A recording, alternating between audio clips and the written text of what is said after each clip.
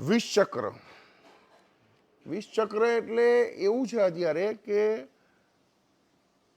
Builder એમ કહે છે કે બ્રોકરો સારું કામ નથી દેતા, અમે કીધું છે 1% આપશું તો એ કામ નથી કરતા. બ્રોકર એમ કહે છે કે ભાઈ અમે ઘણી બધી ટ્રાય કરી પણ એ 2 વર્ષે 3 વર્ષે 4 વર્ષે પૈસા આવે એની અંદર કામ નથી થતું. જ્યારે કસ્ટમર લઈને જાય તો એ એમ કે છે આ તો અમારે ત્યાં પહેલો આવી ગયો હતો એટલે આ નહીં બીજો લઈ આવો. હવે બિલ્ડર બ્રોકરને કહે છે તોય કામ નથી થતું. બ્રોકરોના મગજમાં એટલું આમ સ્ટક થઈ ગયું છે કે નવા પ્રોજેક્ટનું કામ કરાય જ નહીં.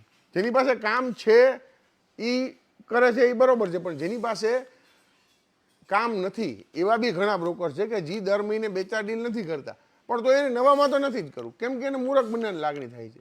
તો હવે આ વિષચક્રને તોડવા માટે કાંઈક બિલ્ડરે કરવું પડશે, કાંઈક બ્રોકરોએ ઇનિશિયેટિવ લેવા પડશે.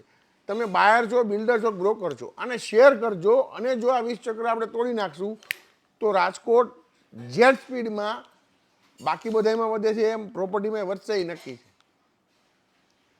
જૂનાનો પ્રોબ્લેમ, નવાનો પ્રોબ્લેમ, રિસેલનો પ્રોબ્લેમ, ભાડાનો પ્રોબ્લેમ એ બધું જ સેટલ થઈ જશે. પણ જો એની અંદર બધાય હાથ પકડીને ચાલીએ તો, બધા એકબીજાને કાપીએ, બાયર બ્રોકરને કાપે, બ્રોકર બિલ્ડરને કાપે, બિલ્ડર બ્રોકરને બાયરને ઇગ્નોર કરે, નહીં ચાલે. બધા